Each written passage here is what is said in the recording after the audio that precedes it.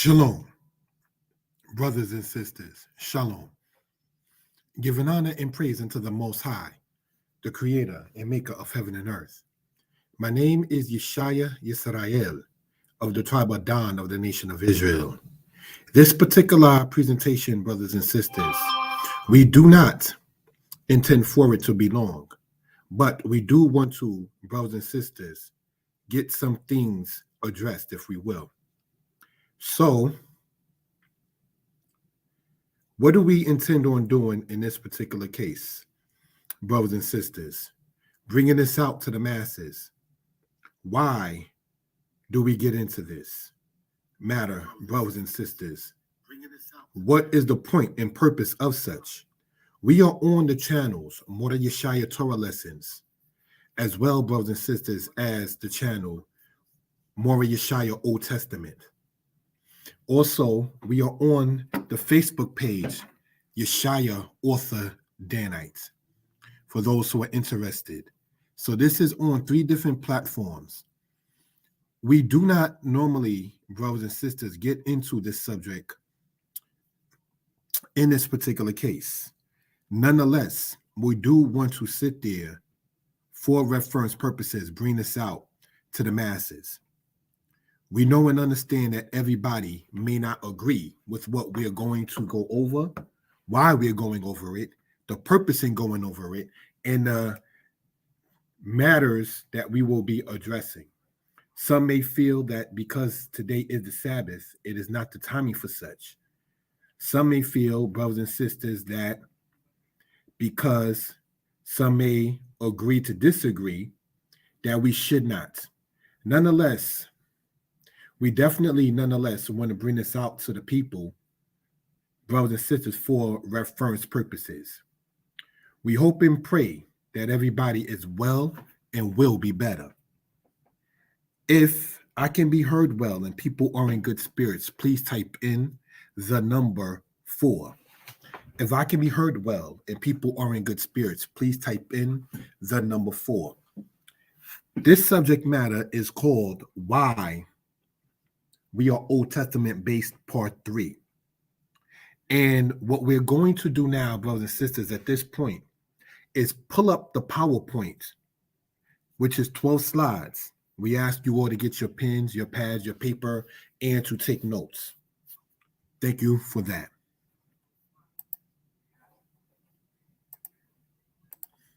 Why are we Old Testament based Part 3, giving honor to the Most High? Introduction. We're going to start off, brothers and sisters, by getting into this part here called the first book of Maccabees. I am an Israelite, that is what you will call by many standards Old Testament based. And brothers and sisters, at the same token, we want to, nonetheless, without any further ado, address the matter at hand. Thank you for that, brothers and sisters. Let us continue. We're going to be starting in the Apocrypha, which does not contain the said New Testament. And it reads as follows in 1 Maccabees chapter 1, verse 57. And wheresoever was found with any of the book of the Testament, or if any consented to the law, the king's commandment was that they should put him to death.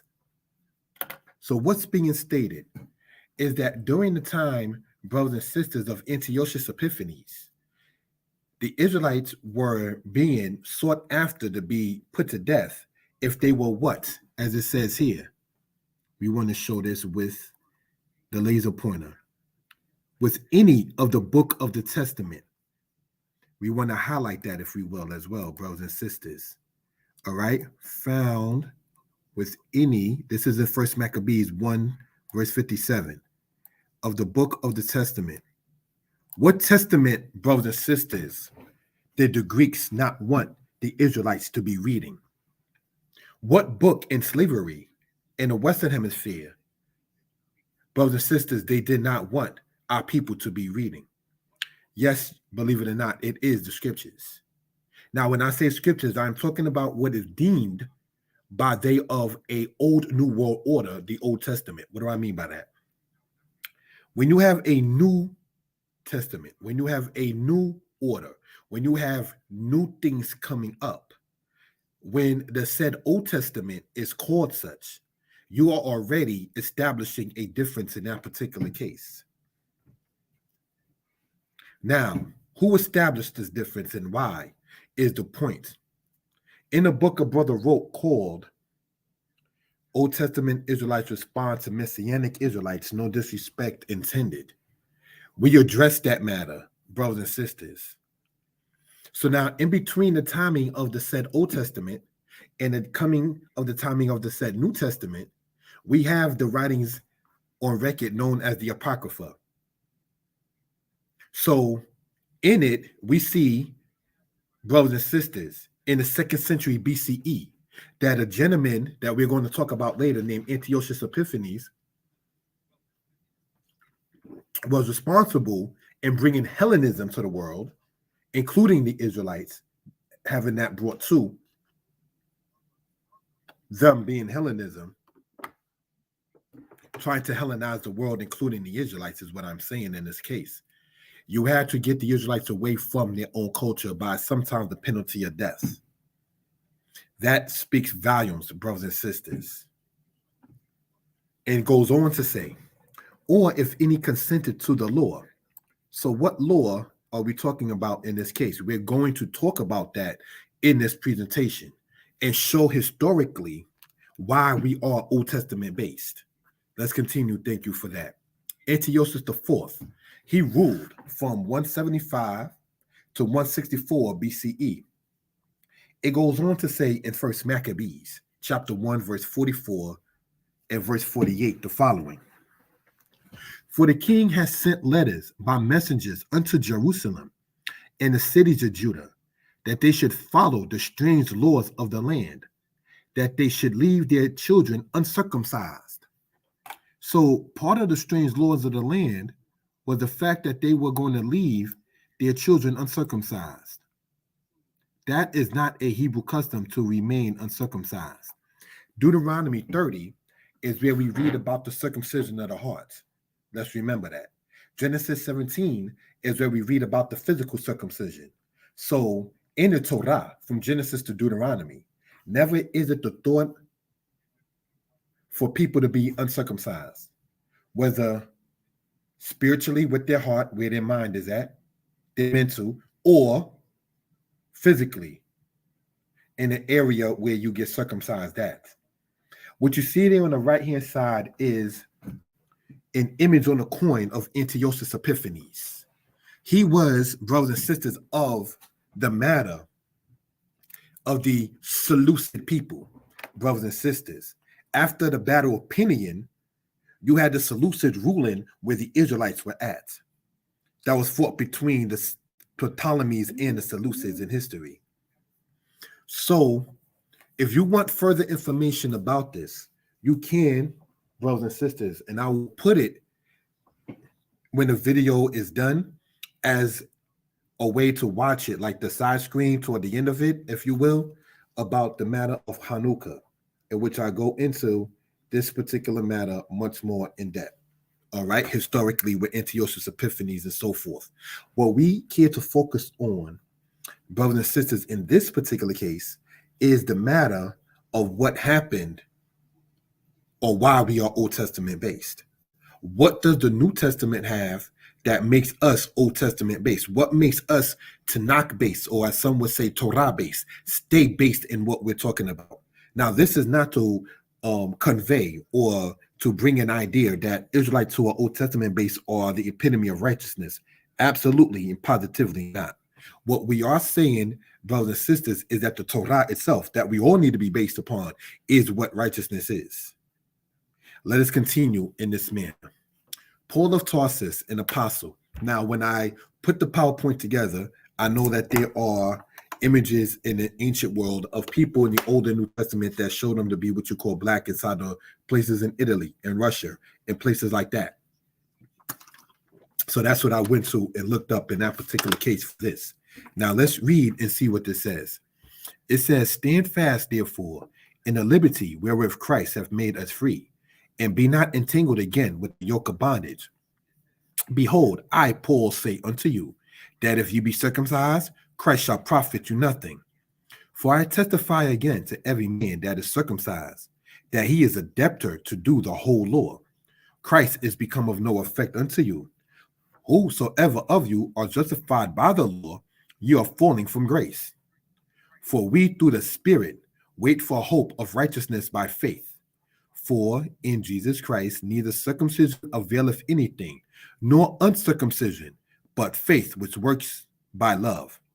Now, brothers and sisters, having seen circumcisions in my life, I do know that it is for the baby very much not happy at that moment. If the 8-day-old can talk, the 8-day-old will probably say while crying, stop, perhaps.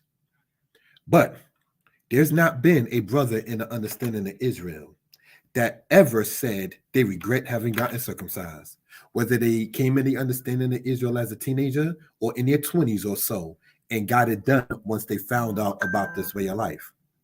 Or if they actually had it done or it was done for him when he was a baby.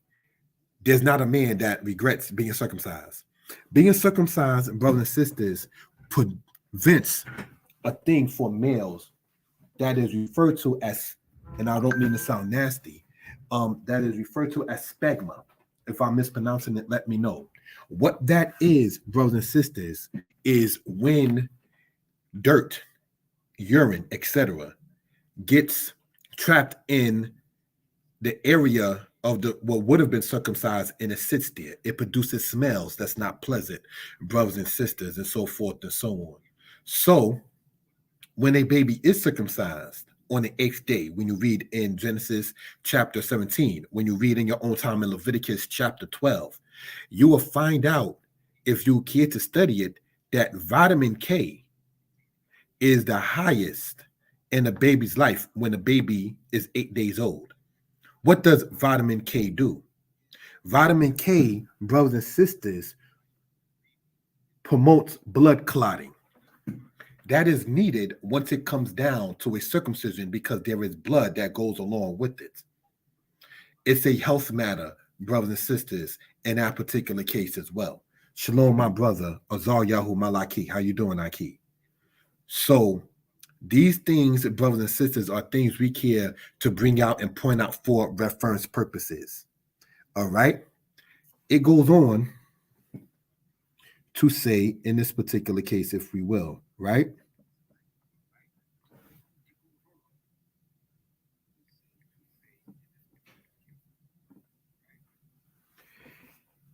Shalom, Morabat Sheba, Shabbat Shalom. And what we're talking about here, brothers and sisters, is the matter of circumcision. Paul, who according to him in Philippians, stated that he was circumcised. Jesus Christ, according to Luke chapter 1, was circumcised. Now, what we see here, brothers and sisters, is Paul is saying, if you are circumcised, you are debtor to do the whole law. Let's explain something about that. Circumcision in Israel physically is only done to males. So, a male cannot do the whole law because there are certain laws that are only for females. If you are a male of the tribe of Gad, the laws that apply to the tribe of the Levites do not apply to you. There are laws that's for everyone in the nation of Israel, regardless of age or gender. And then there are certain laws in the Torah, when we speak on laws, that are only for males, only for females, only for priests, only for Judah. Only, and by Judah, I mean where the kingship goes. So a person of the tribe of Gad is not required to write out a copy of the law like the king that comes out of the tribe of Judah is. You understand? A male is not required to follow all of the laws that we see in Leviticus 15 when it says if a woman gets an issue and her issue and her flesh be blood, and it goes outside of the timing. Males don't go through that. So now when we see what Paul is saying here in the New Testament in Galatians, for I testify again to every man that is circumcised, that he is a debtor to do the whole law. So let's say, for instance, that when he says whole law, he was speaking about a matter of all the laws that you are obligated to do. What's wrong with that? What is wrong with you being in debt to have to keep the law, statutes, commandments of the Most High God? Absolutely nothing. But we have to understand what happened, brothers and sisters. Remember, earlier we went over the matter in the Apocrypha, right? And going over that particular matter in the Apocrypha, we spoke about Antiochus Epiphanes, who was before the timing of Paul of Tarsus. And he was saying that the Israelites are not to be circumcised. So now when we go here, it says, Christ has become of no effect unto you. Whosoever of you are justified by the law, you are falling from grace. So are we to see a competition, a conflict between keeping law and being of grace? Now let's understand grace in Hebraic thought comes from the Hebrew word chain, the chet in the noon. You understand? And in that particular case, it comes from the word kanan, gracious, favor. How can you have favor, which in Hebraic thought is the word chain, which is also translated as grace? Brothers and sisters, if one is okay with not being in debt to keep the law, statutes, commandments. Proverbs chapter, and I'm going to just type this where I'm getting it from. Chapter 28, verse 9, right? Is where it says, Proverbs 28, verse 9. Let me type that into the other, because I'm on different platforms. I'm on Mora Yeshaya Torah Lessons, Mora Yeshaya Old Testament, in a Facebook group, Yeshaya Author Danite. Proverbs 28, verse 9 says what? He who turns his ear from hearing the law, even his prayer is an abomination. So, brothers and sisters, if you don't want to hear the law, your prayer, which is something that you offer to the Creator to be heard, is saying that that prayer is an abomination. See, if you can't hear the Most High God, it's abominable for you to want the Most High to hear you. So now, why would you, anyone, male, female, anyone else, ever not want to be obligated to keep the laws, the statutes, and the commandments? What did the Most High say about Israel being brought out of Egypt? That they may serve me. Bring my children out. Bring my people out of Egypt that they may serve me. Why would we not want that, brothers and sisters? When we have a job and we like the job, we don't have no problem speaking about it. We put it on resumes and everything else and tell other people about it and so forth. Well, the responsibility / job of the house of Israel is to be servants to the Most High God. He is our employer. He is our husband. We are the spouse of the Most High. Now, I'm not perfect. I haven't even been the best Sabbath keeper in my life. But in speaking upon, say, the Sabbath, when a man has a woman, and we're not saying the Most High is a human man, and you have that time set aside between you and your significant other, brothers and sisters, and your significant other is not giving you that time, how do you feel? So if Israel is the wife of the Most High, when you read in Isaiah 54, and the Most High has certain times that he want his spouse, he want his people, the children of Israel, to be focused solely upon him, and we cheat the Most High out of that, you know what we're doing? We're cheating. Where's your attention going to in that particular case? So I'm pointing these things out to ask ultimately, why would we not want to be debt to keep the laws? What are you gaining out of it? And who's giving you this grace? If the Most High God is the only God that gave the laws that Paul is saying that we don't have to keep in this particular case. Now, whether or not, when we read here, for we through the Spirit wait for the hope of righteousness by faith. Righteousness in Deuteronomy is keeping the law. What spirit are you talking about in verse 5 of this. For when it says, for we through the Spirit, what spirit are you talking about that you're waiting for? Because there are different spirits. In the time of King Ahab, when you go into the book of Chronicles, it says the Most High put a lion spirit in the mouth of the prophets of Ahab. It says about the spirit of jealousy when you go into the book of Numbers, chapter 5 and chapter 6. It speaks about an evil spirit of the Most High fell upon Saul. So we have to ask, what spirit in Galatians chapter 5, verse 5 is Paul saying that you're waiting for? Because there are different spirits. For we through the Spirit wait for the hope of righteousness. Now, it says, for in Jesus Christ neither circumcision availeth anything, nor uncircumcision. So come as you are kind of thing and no need to change. Let's see, brothers and sisters. Antiochus, 2nd century BCE. Domitian, 1st century AD. Antiochus the 4th banned circumcision. He was a Greek. Domitian, after Antiochus, banned circumcision. He was a Roman. In Romans chapter 1 in the New Testament, Paul says, I am a debtor to the Greeks and barbarians. Who are the Greeks and the barbarians, brothers and sisters, that Paul was in debt to? See, in Galatians, he says about one, as it says here, right, that he is a debtor to do the whole law. So Paul is not condoning keeping the laws of the said Old Testament. Here he says in Romans that he is a debtor to the Greeks and barbarians. Some Israelites have gone to say that the Greeks in the New Testament were Israelites. Here's the situation with that, and it's not to get sidetracked. No, they were not. The Greeks in the New Testament were Greeks. The Israelites in the New Testament were the Israelites. The Jerusalem church, when you go into Acts chapter 13, chapter 15, and chapter 17 in the New Testament, rejected what Paul was saying.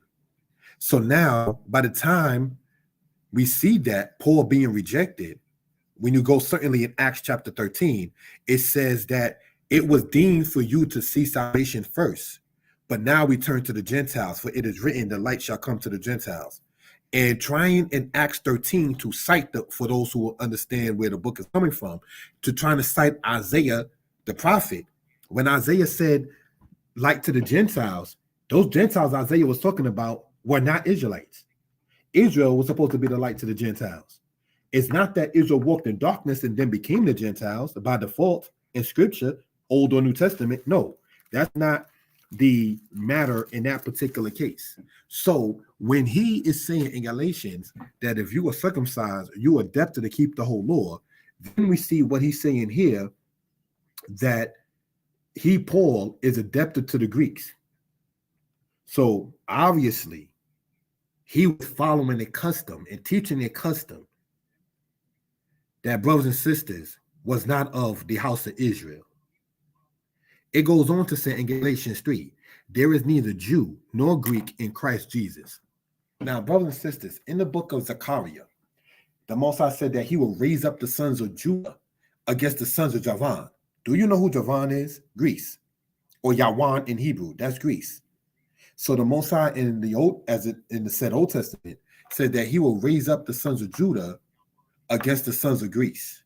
So when you go into other things like, and I usually don't do this, cite other citations like the other Bible or things of that nature, or the Dead Sea Scrolls, if you will, and so forth and so on, is where you can look in there and see where it says about the war of the sons of light versus the sons of darkness.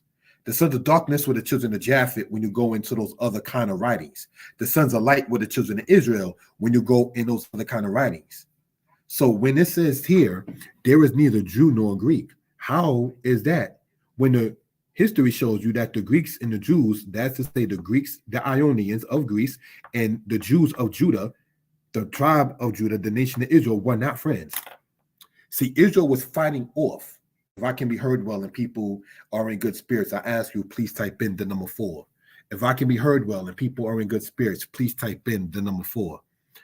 We are on platforms Moriah Shire Old Testament, Mora Yeshaya Torah lessons, as well, brothers and sisters, as the Facebook page Yeshaya Author Nanite. So what are we seeing here?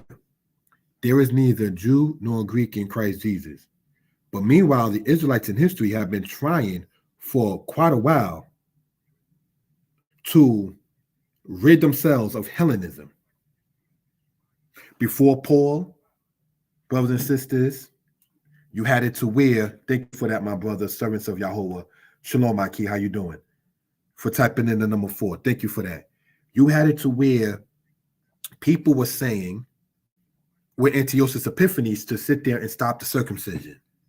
After Paul, you had Domitian doing it. So before and after Paul, you had, for the lack of a better term, the Europeans trying to stop the Israelites from keeping the culture. And one of their main things that they wanted to cease the Israelites from doing was what? Their circumcision. Now, on the channel, more the Yeshaya history lessons, we went over the matter of who is referred to as Gostes Vasa or Oluda Equiano from the Igbo people. Shalom, my brother. Thank you for typing that in, Azar Yahu Malaki. What are we pointing out, brothers and sisters? The Igbo people that was brought over to the Western Hemisphere said they, like the Hebrews, had their circumcision. So when Israel in part scattered to Western Africa, not to Europe in most cases, Israelites did not voluntarily scatter to Europe and become the Gentiles that Paul was talking to in Greece, in Rome, in Thessalonica, in Corinth, as some Israelites teach. Israel, for the most part, the bulk went to African places since the days of Solomon, which is another matter that you can sit there and see when this is uploaded about the diaspora of Israel. All right, so just want to point that out. We're going to continue on in this particular case. Now, let's look at this, brothers and sisters, for reference purposes, if we will.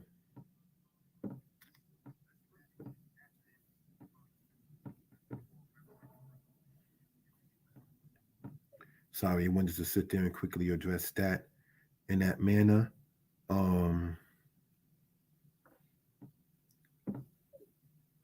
Looking at it, brothers and sisters, in that particular case,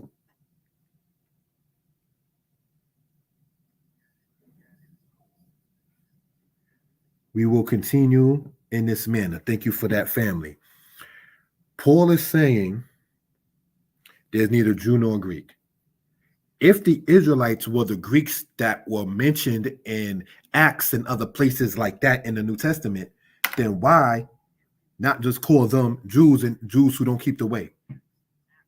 Because he stated what? In Romans, that he is a debtor to what? The Greeks and barbarians. So it wasn't far-fetched when Israel rejected Paul in Acts chapter 13, Acts chapter 15, and then Acts chapter 17,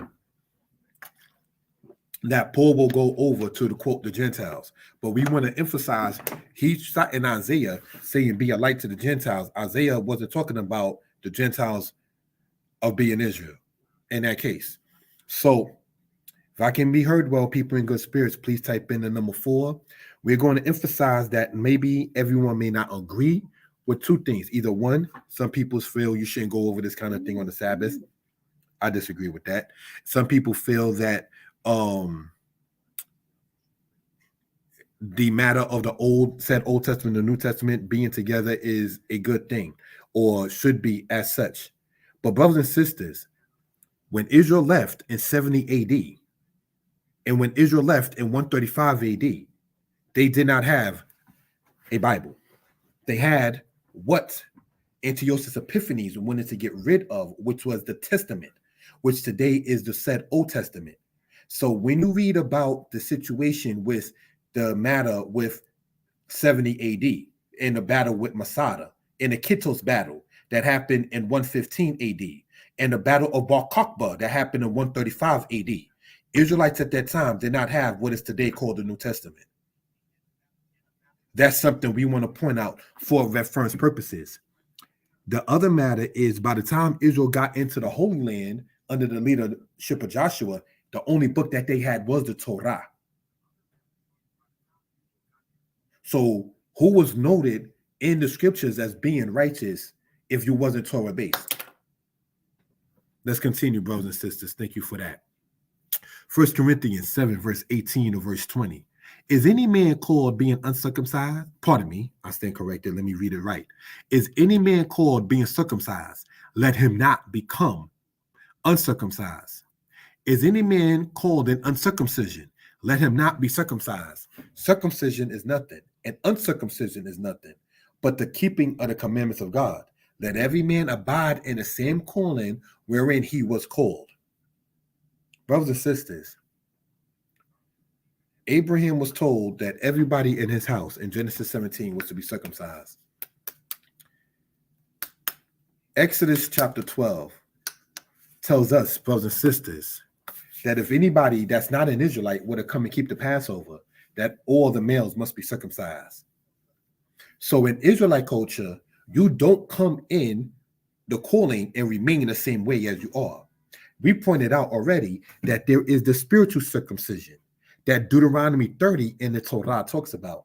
So it's not as if the circumcision of the heart that Deuteronomy 30 talks about is neglected in place of physical circumcision, because you need both in order to really stand before the Most High in good favor.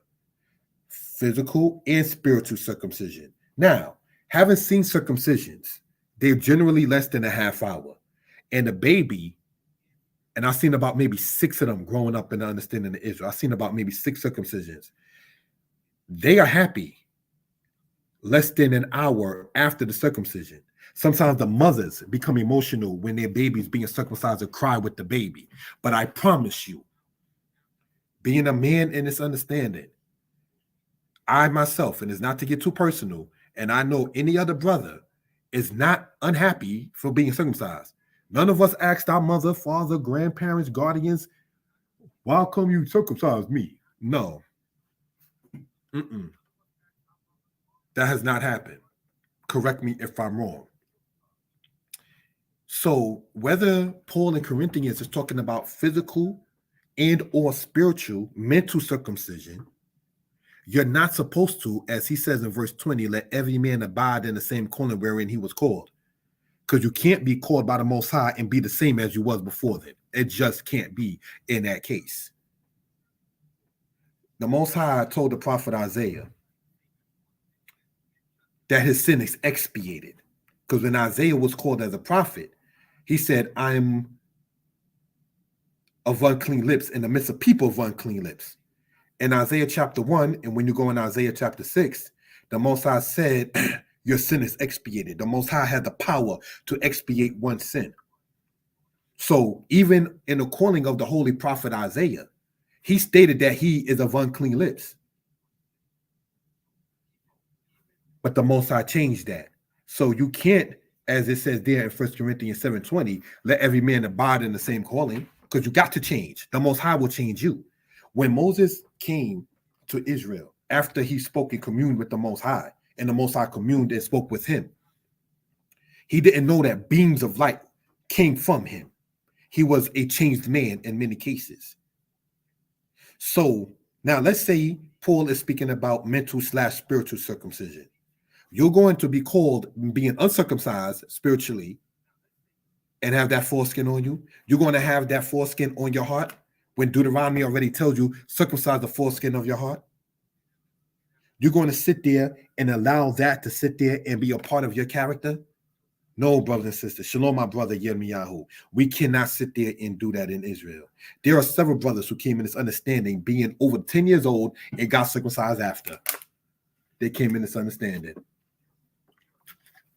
And for what it is worth, no disrespect intended, confirmed what you see in Genesis chapter 34 to chapter 38. Yeah, the third day after circumcision, when Levi and Simeon did what they did, that is the worst day after circumcision when it begins to heal. One elder in Israel, may he rest in peace, I will not state his name. He stated that he was circumcised when he was older than 10 years old. And he said the pain was horrid, if I'm paraphrasing right.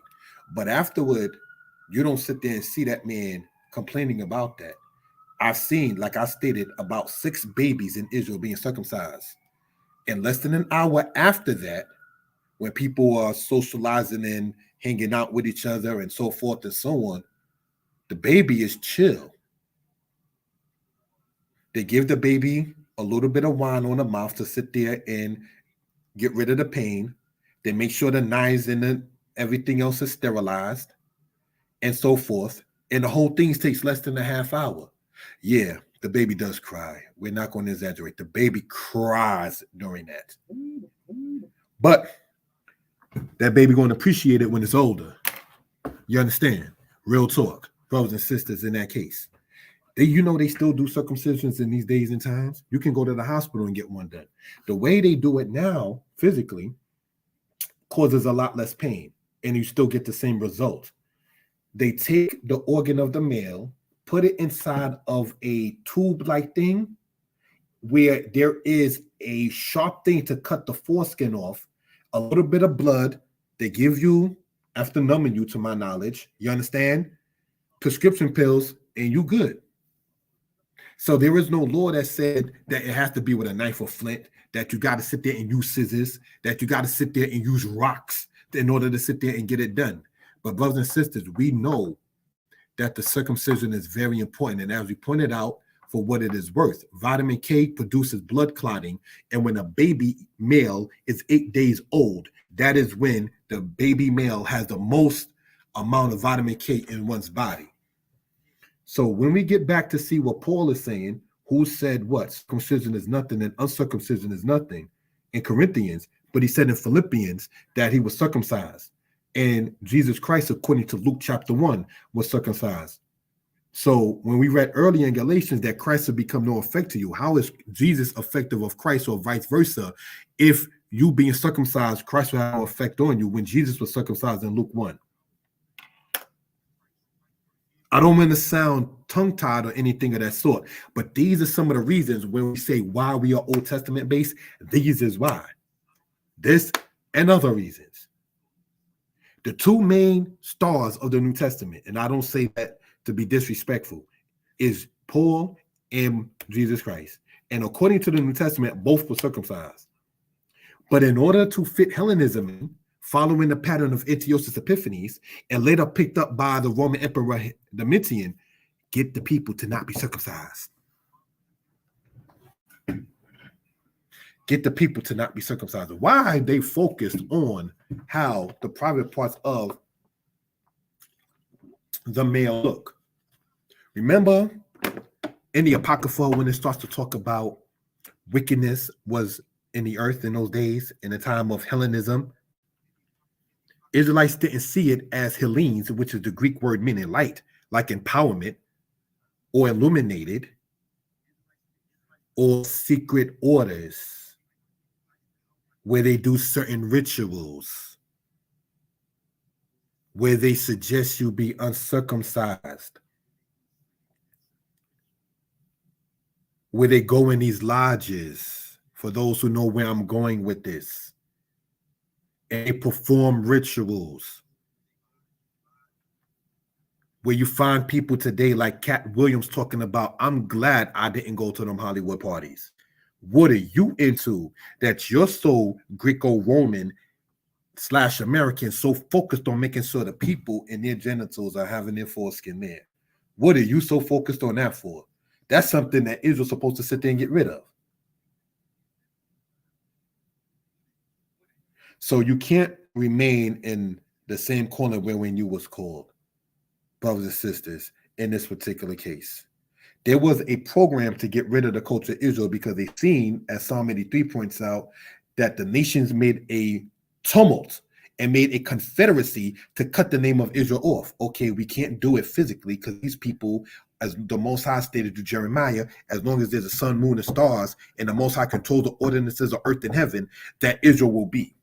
So let's get Israel to go against the laws of the God of Israel, and circumcision is one of those laws. Let's continue, family. First Maccabees 4 goes on to say, then they took whole stones according to the law and built a new altar according to the former and made up the sanctuary and things that were within the temple and hollowed the courts. They made also new holy vessels, and into the temple they brought the candlestick and the altar of burnt offerings and of incense in the table. And upon the altar they burnt incense, and the lamps that were upon the candlestick they lighted, that they might give light in the temple. What was they trying to do with the Greek thing? Hellenism. They wanted to push and promote that. And in promoting Hellenism, brothers and sisters, right? They had to try to sit there and make sure that the people lose part of their culture.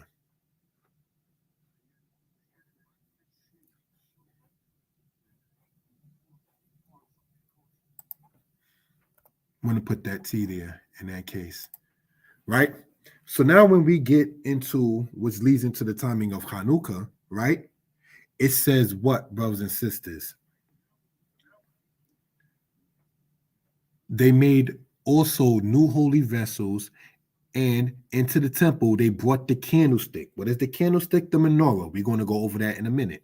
And the altar of burnt offerings and of incense, because there was two altars, the altar of burnt offering and the altar of incense. The altar of incense is made with gold overlaid the wood of it. The altar of burnt offering has brass in that particular case. And the lamps that were upon the candlestick they lighted. The lamps that were on the candlestick that was on the menorah were being lit, that they might give light in the temple. See, you didn't want the people to have a temple. So when they were saying, get rid of the ordinances, that they might follow, as First Maccabees chapter 1 says, the strange laws of the land. In other words, go against your culture, follow somebody else's. Don't worry about the temple. Don't worry about the burnt offering. Don't worry about the altar incense. And when it says the table, it's talking about the table showbread that we see right here. I want to point this out with the laser pointer.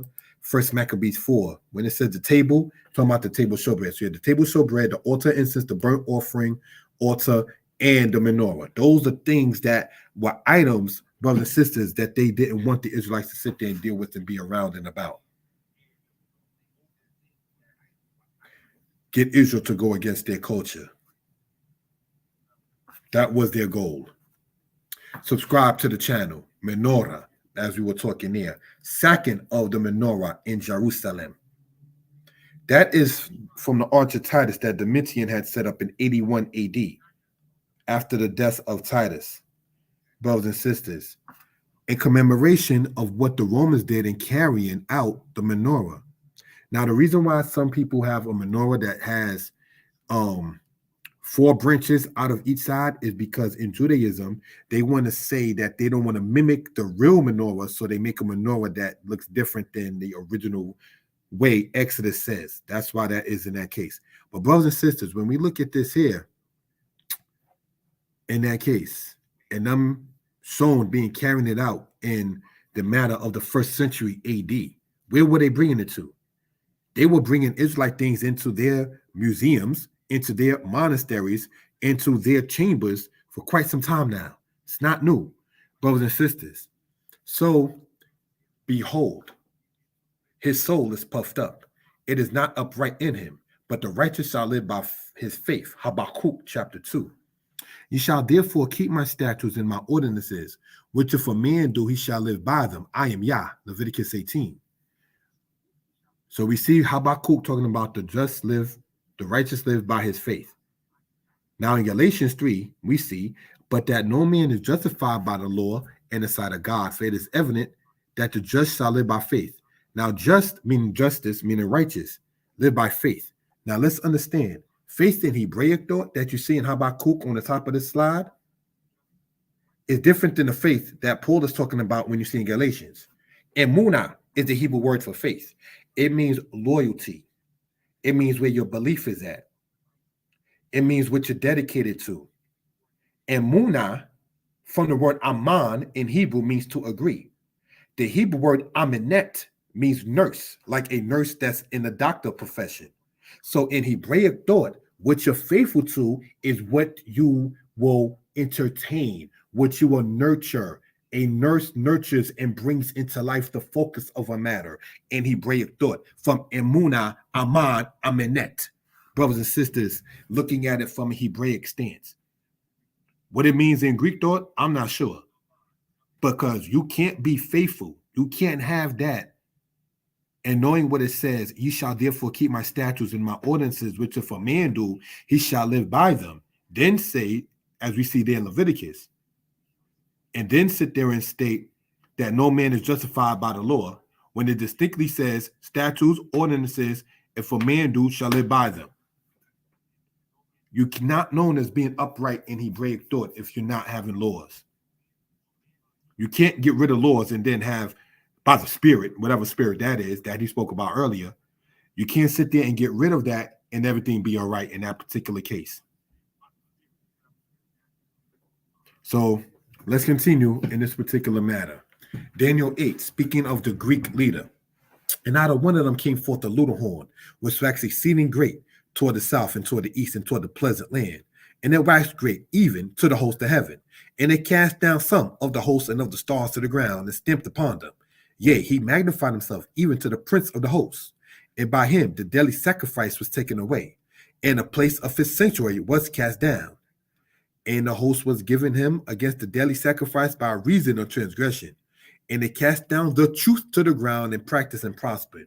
This is talking in prophecy about Antiochus Epiphanes. One out of them came forth a little horn, which was actually exceeding great, southeast in a pleasant land. Meaning out of what is coming out of Greece, going south, you get into where Egypt is. You get into going east, brothers and sisters, because Antiochus Epiphanes was part of the Seleucids, and their Seleucid Empire went east from where their nativity land of Greece is at. So that's why you see that in that case. And it waxed great even to the host of heaven, and it cast down some of the hosts and the stars to the ground and stamped upon them. What and who are the stars of the ground? The Maccabees, brothers and sisters, that set off the Maccabean revolt in that particular case, killing Israelites for wanting to keep the Shabbat and keeping the Lord's statutes, such as circumcision, having a woman and her children put to death because they refused to eat pork, brothers and sisters. So when it says that some of the hosts and the stars was cast to the ground and stamped upon them, and the host was given him against the daily sacrifice by reason of transgression. When it says here by reason of transgression, sadly, it means by the transgression of the Israelites. Because Israelites transgress is how the Greeks ever got a foothold to ever have any power over Israel. So why will they, knowing Israel being sinful is what gave them power, why will they tell you to want to keep the law? Of course, in slavery, they're going to call that the Old Testament. Of course, when we were, quote, given Bibles, which we were not given Bibles, brothers and sisters, in slavery, that's a miss because we were not even allowed to read. So we were not given books, brothers and sisters, Bible or otherwise in slavery. But what doctrine was being read when you even watched the new Hollywood movie, Harriet? If I can get a 4 for those who are able to hear me well in good spirits, please do so. Please type in the number 4, family. Thank you for that. In the new movie, Harriet, that came out some years ago, they were reading out the New Testament to the slaves. Did you know that? They were not reading about the parting of the sea. It was Negro spirituals, hardly ever, if at all, speaking about Jesus Christ, that talks about Ezekiel's will and go down Moses and rocking in the bosom of Abraham. And give me that, for the lack of a better term, the old time religion. If it's the whole quote goes, if it's good enough for the Hebrew children, it's good enough for me. Take me back to Canaan land. Those are some of the Negro spirituals. What if that is called spiritual and we were not allowed to read in slavery under the pain of death, the pain of getting your tongue cut out, the pain of having your family members sold? Those are some of the, quote, punishments that was given for us knowing how to read. So conscious community coming against Israelites, we were not given the Bible because we were not allowed to read. Thank you for that, my brother Yirmiyahu. Thank you for that, my brother Azaryahu. When you look at names such as the brothers that are online here, Yirmiyahu, transliterated as Jeremiah, Azaryahu, transliterated as Azariah. Do you know that they try to give people at times problems or ask them X amount of questions once it comes down to why are you naming your child a Hebrew name? Remember, Hellenism doesn't allow you to name your child a Hebrew name. Take them away from that.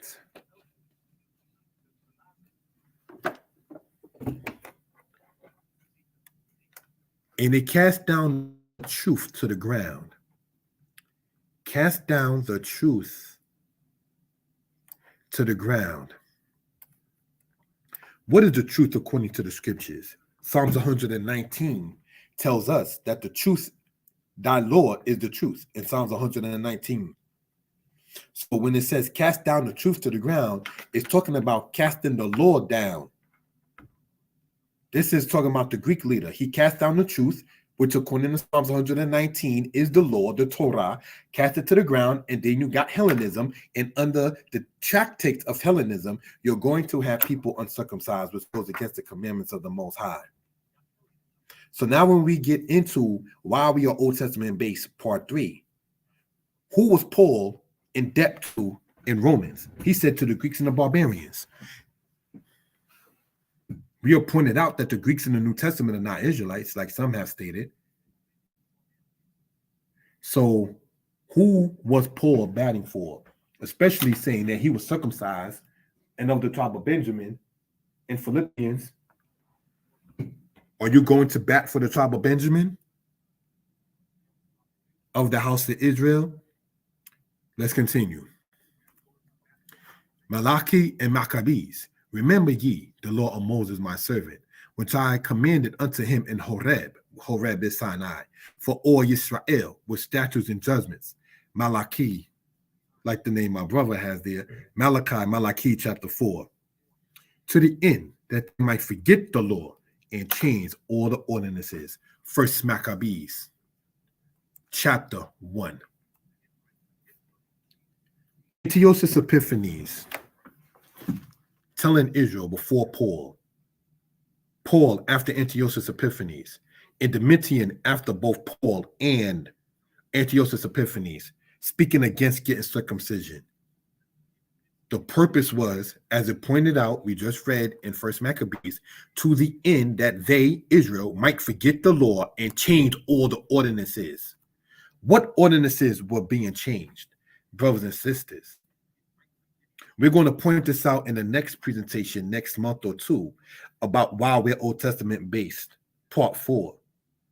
Because in Hebrews, written by Paul or anyone else who they sit there and say, says, being that there's a change in the law, there must also be a change in the priesthood.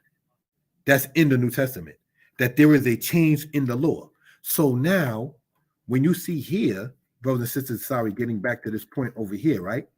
To the end that they might forget the law and change all the ordinances. What ordinance, what was ordained that you was changing, Paul? That you wanted to change Antiochus Epiphanes? Why is it that when, no disrespect intended in saying this, brothers and sisters who are messianic say everything of the Old Testament is right except for the sacrifice matter? Meanwhile, as pointed out, Jesus Christ was a male, a human, cannot be a sacrifice for another sin. In that case, Jeremiah definitely showed that. Psalms 49 showed that. Deuteronomy 24 verse 16 shows that. Now, in order that they, Israel, might forget the law and change all the ordinances. So now you got a new priest that is not of the tribe of the Levites. And this Messiah, as stated, prophet, as stated, is your sacrifice. So you sacrifice your prophet, whereas Elijah ran away in the Old Testament from Jezebel because she was slaying the prophets. When Psalms and Chronicles says, touch not my anointed ones and do my prophets no harm. Touch not my anointed ones, which would be a Messiah, Mashiach, and do my prophets, my Nebi'im, any harm. So if Jesus Christ was both anointed and prophet, how was it a righteous act for him to be sacrificed and harmed and blemished? The sin offering brothers and sisters of the nation of Israel, individual person or not, is never a male lamb. A female lamb is offered for a person that does a sin unintentionally. You don't, brothers and sisters, murder and commit adultery and then bring up your goat. See, that's why we point this out. Because when we go in here and says to the end that they, Israel, and it seemed no disrespect that the nations have succeeded, because Israelites, no disrespect in many cases, know more about how to expound and explain the said sacrificial thing that the New Testament comes with and not understand the laws of Leviticus. The Greeks have worked something on us as a people. Why do you think there's no Hebrew word for Bible? Do you know that the Philistines stole the Ark of the Covenant in the book of Samuel, and then when Israel got it back, it wasn't the same way as it left Israel? Well, when our scriptures was taken by the Europeans, they gave it back to us with something that was not there in the first place. There was no New Testament, even, brothers and sisters, in what you call the Septuagint, which predates the timing of Antiochus Epiphanes. The Septuagint, which I have a copy of, does not have a copy of the New Testament. So the Testament that Maccabees talks about is today called the Old Testament. It's been said of old time, and Matthew 5 is talking about the Old Testament. Brothers and sisters, the New Testament composes of what is called the Gospels, the Epistles, and Apocalypse / Revelation. There are 3 divisions for that in the New Testament. There's Matthew, Mark, Luke, and John, and then there's the epistles or the letters that Paul wrote, and then there's the epistles and letters that others wrote, such as James and others, and so forth and so on. And then there's the Revelation, or what they refer to as the Apocalypse, which, brothers and sisters, we'll get into in time, because it's been asked online. What do Old Testament Israelites feel about the prophecies and revelations coming to pass? We'll talk about that, because you didn't come into understanding of being Israel through Revelation, Deuteronomy 28, and other matters. You got to go back to the old book where it says, this book of the law should not depart out of your mouth. In Deuteronomy is what we're talking about. So what am I pointing out in certain cases, giving honor and praise to the Most High as we close this out, is that, brothers and sisters, when Israel left, essentially in 70 AD, culminating later on into the 3rd century AD for those into the history, we didn't leave and flee into Western Africa with the New Testament. We pointed out several times that Gustus Vasa, aka Oluda Equiano of the Igbo people, said that his people that are in Nigeria are like the, quote, Jews of the Old Testament. That, brothers and sisters, was stated in the 18th century. We know that many would not agree and some would agree. It is not the stance of Danitepublications to offend or insult anyone. We are all learning, and in this awakening, we have taken on things that were not per se part of the culture of Israel. When the Greeks came to power under Alexander, we, Israel, know that the world the Israelites knew was different. His successors helped bring in Hellenism, which was the spread of Greek culture. The Greek culture and the Hebrew culture are not the same. Having a discussion in the New Testament, Acts chapter 15, about who is to be or not to be circumcised holds no merit when it comes to the laws in Genesis 17. We hope and pray that everyone is well and will be better. Subscribe to the channel. Have a good day and week. Giving honor and praise unto the Most High, the Creator, the Maker of heaven and earth. We hope and pray again that everybody is well and will be better. This presentation, brothers and sisters, is concluded. This is your brother, More Yeshaya, your friend, More Yeshaya, and your student, More Yeshaya, because you must be teachable, because you just can't come in as you are and remain such. Be teachable, More. Giving honor and praise unto the Most High, Creator, Maker of heaven and earth. Stay tuned. We intend to have more presentations on these channels. More Yeshaya Torah lessons, more Yeshaya history lessons, and more Yeshaya Old Testament. Subscribe to the channel, comment, like, and share. Thank you. Shalom.